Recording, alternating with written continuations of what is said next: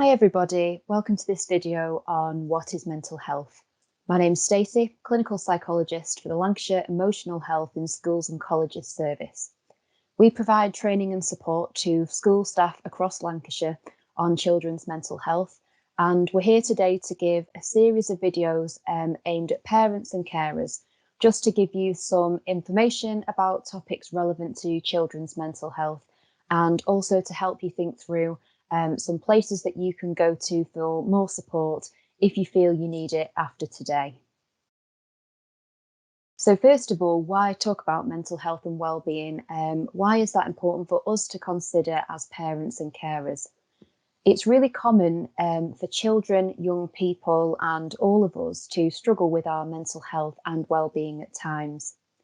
But one of the issues with mental health is that it's not always easy to see.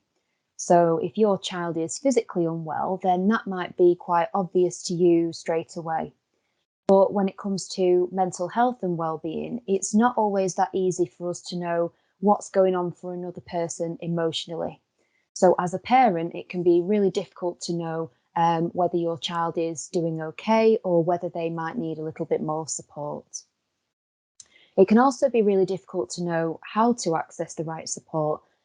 So perhaps you're a parent wanting some support for yourself, or perhaps it's a young person who wants some support for themselves. There's lots of different ways in which you can get the support that's right for you. So hopefully at the end of the presentation today, we're going to give you some tips and ideas on where to go next if you feel that you do need a little bit more help. So when we think about what mental health is, it includes lots of different things, but we feel that this quote sums it up quite nicely. So mental health includes our emotional, psychological, and social well-being. It affects how we think, so the kinds of thoughts that go through our mind, whether they're positive, whether they're negative, the thoughts we have about ourselves and our situation. It also affects how we feel, so whether we are happy, sad, angry, worried, and how we act. So that might be about how we handle stress or challenges. And for young people, it might be about what their behaviour looks like. So mental health affects all of these things: how we think, how we feel, and how we act. It also helps determine how we handle stress, relate to others, and make choices. It's important at every stage of life, from childhood and adolescence through to adulthood. And something that we know from our work as psychologists is that mental health is quite changeable. So rather than being something that's fixed, it's more that we're all on a spectrum of well-being at any one time. So there might be times in our lives where things are going okay and we're doing okay and we feel fine. And then there might be other times where things are really hard. And that's true for us and for our children as well. It's often to do with what is going on in our lives. So it makes sense that during times of stress or when lots of challenging things happen to us, then we might struggle a little bit more at that point. So mental health is something that is changeable, often depending on what is going on in our little world. So when we sort of think about how we know if a young person is struggling, if we were all in a room together and I asked you, how would you know if your young person isn't doing so well? Then these are some of the things that you might come up with. So you might say, actually, I know they're not doing well because they're sleeping more, or they're sleeping less and finding it really difficult to fall asleep at night. You might notice that they're worrying more than usual, or they're really starting to overthink situations. You might notice that they're avoiding activities that they've previously enjoyed. So maybe they used to go to lots of clubs, maybe they socialised with friends, maybe they used to go to school, and now they're finding some of those things really tricky. You might notice that there's been a change in their behaviour, and maybe they are taking more risks than usual. You might notice them talking less and kind of going into themselves, or you might notice that they are harming themselves, and that might be a sign that really everything is not okay for them. So there's lots of ways, I guess, that we might notice our young person is struggling. But it's really important to bear in mind that we're all unique individuals. So when we're thinking about mental health and well-being, we can't just kind of look for a list of symptoms. It's often about us as parents knowing our young person really well. So knowing what they're usually like, and looking for signs really that they might be struggling a little bit more at the moment. And when we're looking for signs that a young person is struggling, we often talk about the idea of noticing distress or difference. So distress might be a sign that a young person isn't coping that well at the moment. And that could look different depending on who they are and how they show that distress. So they might be crying more than usual, or they might be really angry. There's lots of ways in which a young person might show their distress. And that's a sign really that everything is not okay for them. We can also look for evidence of difference. So what I mean by that is a change in that person's thoughts, their feelings, or in their behaviour. So again, as parents, we're often in the best sort of position to know young people well, and to be able to sort of spot when their behaviour or their feelings are different to usual. So that's what we often kind of look out for, signs of distress or difference in young people. When we think about what influences mental health and well-being, it can be to do with so many different things. As humans, we're quite complex, and our mental health is often influenced by lots of things that are happening to us. So it might be partly about us as individuals, but also about our life experiences and what's going on around us. So for young people, it might be partly to do with them, what their likes are, what their dislikes are, the kinds of things that they find stressful and challenging, the kinds of things that are difficult for them, and also what their, I guess, personal ways of dealing with stress are. So there might be some things, I guess, that are kind of about them as an individual that will influence their mental health and well-being. But we also know that well-being is strongly linked to what the child has around them. So do they have a good friendship group who they can go to, and who they share good relationships with?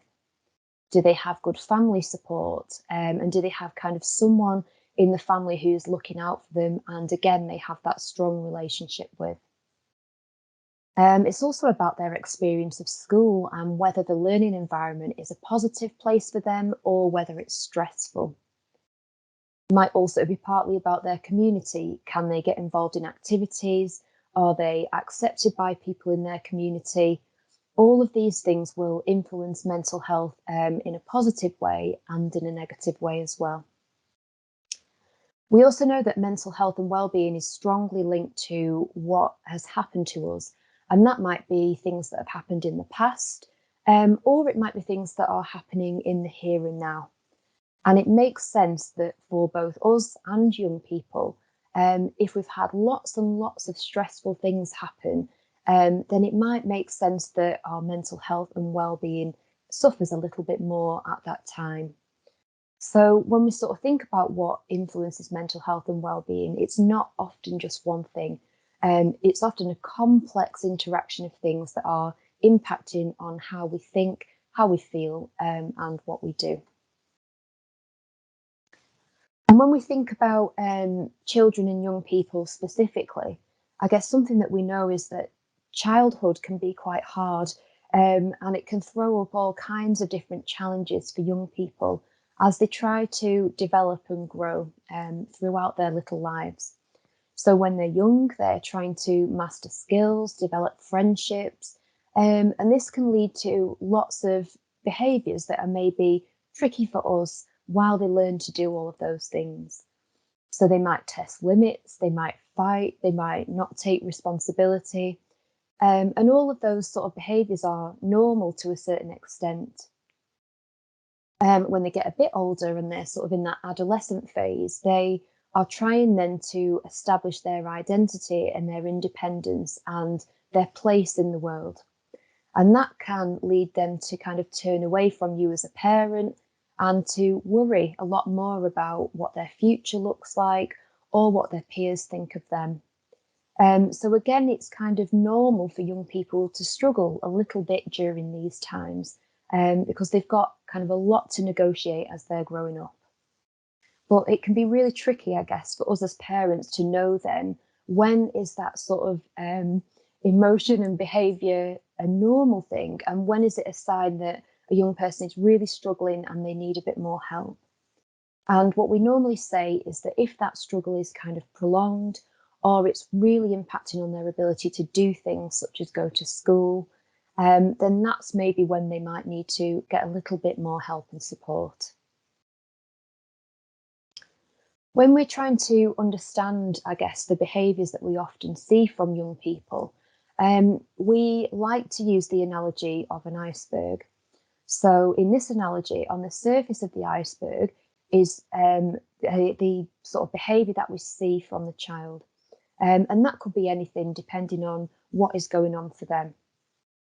But what we don't see, I guess, when young people show us this behaviour, what we don't see is all of the stuff that's kind of going on underneath the iceberg that leads to that behaviour and contributes to that behaviour, but isn't always visible to us. So that might be their thoughts, their feelings, their needs, their beliefs, and their memories. And we might want to kind of try and understand some of what that is so that we know where that behaviour is coming from and what's contributing to it. But for us as parents, it's quite often tricky for us to know everything that's kind of going on underneath for that young person. So here's an example of a young person who is showing some behaviours that show that they're angry. So maybe they had a big argument with their parent on the way to school. They stormed out, they threw all the books on the floor. Maybe they were just really, really angry in the morning in the lead up to school. So that's kind of the behaviour that we see. But what led to that might be all the stuff that's underneath. So maybe they feel nervous about a test that's coming up next week, or maybe they feel lonely because they're struggling with their peer relationships, or maybe they're quite anxious about going into school when COVID's around and what that means for themselves and their family.